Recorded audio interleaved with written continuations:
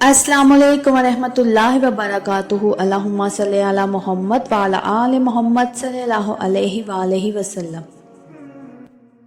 नाज़रीन, आज हम इस वीडियो में जानेंगे कि दुरूद शरीफ पढ़ते वक्त होने वाली आम गलतियों से कैसे बचा जाए। रात का आखिरी पहर था। मस्जिद के एक कोने में एक बूढ़ा शख्स आहिस्ता आहिस्ता तस्बीह के दाने पलट रहा था। होंठों पर दुरूद पाक के अल्फाज थे मगर आंखों में नमी। पास ही एक नौजवान बैठा खामोशी से उसके लबों की जंबश देखता रहा। कुछ देर बाद उसने पूछा, बाबा जी, मैं भी दुरूद पढ़ता हूँ मगर दिल में सुकून नहीं उतरता। लगता है जैसे जुबान हिल रही है मगर दिल बंद है। बूढ़े ने तबस्सुम किया, तस्बीह रोकी और बोला, बेटा, दुरूद पढ़ना सिर्फ जुबान का काम नहीं, ये दिल की सजदागाह है। लोग समझते हैं दुरूद पढ़ना आसान है मगर अक्सर उसमें वो गलतियां करते हैं जो दुरूद के असर को रोक देती हैं। ये अल्फाज ऐसे थे जैसे दिल के किसी दरवाजे पर दस्तक हुई हो। नौजवान के चेहरे पर हैरत थी। गलतियां? मगर बाबा जी, दुरूद तो बरकत वाला अमल है, उसमें गलती कैसे? बूढ़ा बोला, हाँ बेटा, दुरूद बिलाशुबा सबसे आला जिक्र है मगर हर जिक्र का एक अदाब, एक तौर, एक नरमी होती है। अगर वो ना समझी जाए तो अल्फाज रह जाते हैं, फैज़ नहीं उतरता।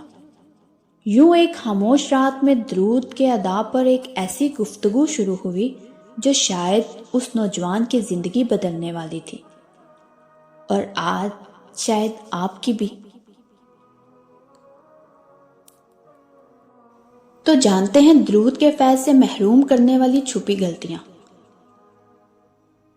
दुरूद पाक वो अल्फाज है जो आसमानों तक रहमत के दरवाजे खोल देते हैं, लेकिन हम में से अक्सर लोग इस पाक जिक्र को इतनी जल्दी में पढ़ते हैं जैसे बस एक फर्ज अदा कर रहे हों। दिल हाजिर नहीं होता, जुबान बोझल होती है और नीयत मुंतशिर होती है। पहली गलती, दिल की गैर हाजिरी। दुरूद का पहला हक ये है कि नबी सल्लल्लाहु अलैहि वसल्लम के इश्क में बेदार हो, लेकिन आज का इंसान दुरूद को आदत समझकर पढ़ता है, इबादत नहीं। जब दिल गायब हो तो जुबान का जिक्र एक खाली सदा बन जाता है। हजूर पाक सल्लल्लाहु अलैहि वसल्लम ने फरमाया, जिसने मुझ पर दुरूद पढ़ा मगर दिल हाजिर ना था, उसका दुरूद आसमान तक नहीं पहुंचता। यही वो पहली गलती है जो हमें फैज़ से महरूम कर देती है। दुरूद को महज वजीफा नहीं, मोहब्बत की पुकार समझो।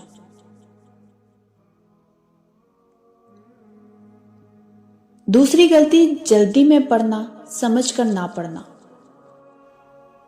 नाज़रीन, बाज लोग दुरूद को इतनी तेजी से पढ़ते हैं कि अल्फाज आपस में जुड़ जाते हैं, समझ नहीं आता कि वो क्या पढ़ रहे हैं, गोया अल्फाज दौड़ रहे हों जैसे। हालांकि दुरूद एक नेमत है, हर लफ्ज़ इश्क की खुशबू रखता है। जल्दी में पढ़ना उस खुशबू को बखेर देता है। हकीकत में जब दुरूद पढ़ो तो महसूस करो कि आप नबी सल्लल्लाहु अलैहि वसल्लम के दर पर सलाम पेश कर रहे हो। लफ्ज़ों को ठहराओ, आवाज़ में नरमी लाओ और दिल में एहसास रखो कि मेरी ज़ुबान अभी हजूर सल्लल्लाहु अलैहि वसल्लम का नाम ले रही है।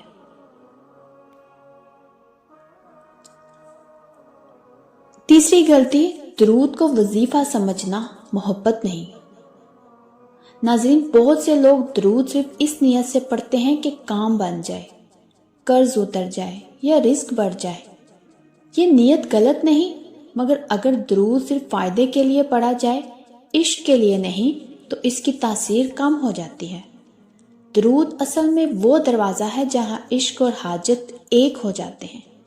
पहले इश्क से पढ़ो, फिर हाजत खुद ब खुद कबूल होने लगती है, क्योंकि दुरूद वो कुंजी है जो अल्लाह और उसके महबूब सल्लल्लाहु अलैहि वसल्लम के दरमियान बंद दरवाज़ों को खोल देती है। इसके बाद एक बहुत बड़ी गलती जो हम सब करते हैं, दुरूद की मन्नत के बारे में एक अहम बात। कई लोग किसी हाजत के वक्त मन्नत मान लेते हैं कि अगर मेरा काम हो गया तो मैं इतने 1000 दुरूद पाक पढ़ूंगा। یہ محبت اور عقیدت کی ایک صورت ہے اور اس نیت سے درود پڑھنا بالکل منع نہیں۔ لیکن ناظرین، اصل نقطہ یہ ہے کہ درود کو وعدہ سمجھو، بوجھ نہیں۔ اکثر ایسا ہوتا ہے کہ جب کچھ دن گزر جاتے ہیں یا گنتی پوری نہیں ہو پاتی تو لوگ درمیان میں درود بدل دیتے ہیں کہ شاید دوسرا زیادہ اثر کرے یا ہو سکتا ہے ان سے پڑھا نہ جائے۔ اکثر لوگ جب بھی شروع کرتے ہیں وہ درود ابراہیمی سے شروع کرتے ہیں، تو یہ بہت غلط بات ہے۔ آپ پہلے چھوٹا سرا پڑھ کر دیکھیں، جب آپ کی زبان عادی ہو جائے پھر آپ درود ابراہیمی کو پڑھو، پھر آپ کو مشکل بھی نہیں ہوگا۔ تو اکثر لوگ زیادہ دوسرا اثر کرے اس لیے شروع کر دیتے ہیں، حالانکہ فیض درود کے بدلنے سے نہیں بلکہ یقین اور تسلسل سے آتا ہے۔ اگر آپ نے درود ابراہیمی سے آغاز کیا ہے تو اسی پر قائم رہو، یہی درود سب سے کامل اور برکت والا ہے۔ اور اگر کبھی تھکن یا مجبوری سے رک بھی جاؤ تو ڈرنے کی ضرورت نہیں، بس نیت تازہ کر کے دوبارہ شروع کر دو۔ اللہ نیتوں کو دیکھتا ہے، تعداد کو نہیں۔ درود کی منت ایک خوبصورت تعلق ہے، جتنا خلوص بڑھاؤ گے اتنی ہی جلدی رحمتوں کا دروازہ کھلے گا۔ اس کے بعد آتا ہے درود کے وقت دنیاوی سوچ۔ کبھی کبھی انسان درود پڑھتے ہوئے ذہنی طور پر کسی اور جگہ ہوتے ہیں، کاروبار، پریشانی، موبائل یا دنیاوی سوچ میں۔ ایسا درود صرف الفاظ ہے، کیفیت نہیں۔ اللہ تعالیٰ فرماتا ہے، میں اس بندے کے ساتھ ہوں جس کا دل میرا ذکر کرتا ہے۔ اگر دل حاضر نہیں تو اللہ کا قرب کہاں سے آئے؟ پھر درود کے بعد خاموشی نہ اختیار کرنا۔ درود پڑھنے کے فوراً بعد بات چیت یا ہنسی مذاق کر لینا بھی ادب کے خلاف ہے۔ درود کے بعد چند لمحے خاموش رہنا اور دل ہی دل میں یہ کہنا، اے اللہ میرا سلام تیرے محبوب صلی اللہ علیہ وآلہ وسلم تک پہنچا دے۔ یہ وہ لمحہ ہے جو دلوں کو منور کرتا ہے۔ اس کے بعد درود کو محسوس وقت تک محدود کرنا۔ ناظرین، کچھ لوگ سمجھتے ہیں کہ درود صرف نماز کے بعد یا جمعے کے دن پڑھنا چاہیے، حالانکہ نبی صلی اللہ علیہ وسلم نے فرمایا جس کی زبان پر درود جاری رہے اس کے لیے ہر وقت رحمت جاری رہتی ہے۔ درود کا کوئی وقت نہیں، یہ وہ ذکر ہے جو سانسوں کے ساتھ بہنا چاہیے۔ چلتے پھرتے کام کرتے دل میں درود ہونا چاہیے۔ بہت سارے لوگ یہ بھی غلطیاں کرتے ہیں کہ درود پڑھ کر دعا مانگنا بھول جانا۔ درود دراصل دعا کا دروازہ ہے۔ جب کوئی بندہ دعا سے پہلے اور بعد میں درود پڑھتا ہے تو اس کی دعا کے درمیان کے الفاظ آسمان تک چلے جاتے ہیں، کیونکہ درود اللہ کے محبوب صلی اللہ علیہ وآلہ وسلم کے نام سے شروع ہوتا ہے اور وہ نام کبھی رد نہیں ہوتا۔ پھر بھی اکثر لوگ صرف درود پڑھ کر چھوڑ دیتے ہیں، حالانکہ درود کے بعد کی دعا قبولیت کے سب سے قریب ہوتی ہے۔ تو آپ جب بھی درود پاک پڑھیں دعا ضرور مانگا کریں۔ آخری غلطی، درود کو بغیر سمجھے پڑھنا۔ درود کا مطلب جاننا اس کے اثر کو بڑھا دیتا ہے۔ جب آپ کہو اللہم صلی علی محمد تو سمجھو کہ آپ کہہ رہے ہو، اے اللہ اپنے محبوب پر وہ رحمت نازل فرما جو تیرے خزانوں کی سب سے بڑی نعمت ہے۔ جب دل سمجھ کر بولتا ہے تو الفاظ نور بن جاتے ہیں۔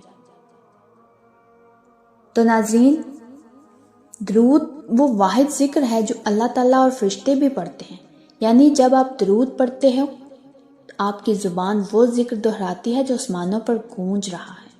سوچو اگر فرشتے بھی درود پڑھتے ہیں تو پھر وہ بندہ کتنا خوش نصیب ہوگا جو زمین پر وہی ذکر کر رہا ہو جو آسمان پر جاری ہے۔ ناظرین، درود کی خوشبو کہاں محسوس ہوتی ہے؟ جب درود دل سے پڑھا جائے تو اس کی خوشبو خود دل میں محسوس ہوتی ہے۔ کچھ لوگ کہتے ہیں کہ درود پڑھتے وقت دل ہلکا ہو جاتا ہے، سانس میں نرمی آ جاتی ہے یا آنکھوں میں نمی۔ یہی دراصل وہ اثر ہے جو دل کی گہرائی سے پڑھے گئے درود کا پہلا اشارہ ہوتا ہے۔ تو پیارے ناظرین، یاد رکھیے درود صرف ایک ذکر نہیں، یہ ایک تعلق ہے، ایسا تعلق جو انسان کو اس کے رب کے محبوب صلی اللہ علیہ وسلم کے قریب لے جاتا ہے۔ دنیا میں بہت سے ذکر ہیں مگر درود وہ ذکر ہے جو سیدھا آسمانوں تک پہنچتا ہے اور لوٹ کر رحمت بن کر واپس آتا ہے۔ مگر افسوس ہم میں سے اکثر لوگ درود کے آداب کو نظر انداز کرتے ہیں۔ ہم تسبیح کے دانے تو گنواتے ہیں مگر دل کے دانے نہیں۔ ہم الفاظ دہراتے ہیں مگر ان کی خوشبو کو محسوس نہیں کرتے۔ اگر آپ چاہتے ہو کہ درود آپ کے دل، رزق، نصیب اور زندگی میں روشنی لائے تو پہلے اس کے آداب سیکھو۔ دل کو صاف کرو، نیت کو درست کرو اور الفاظ کو نرمی سے، محبت سے ادا کرو۔ درود کے بعد خاموشی اختیار کرو۔ وہ لمحہ آپ کی قبولیت کا لمحہ ہوتا ہے۔ درود کے بعد دعا کرو کیونکہ وہ دعا رد نہیں کی جاتی۔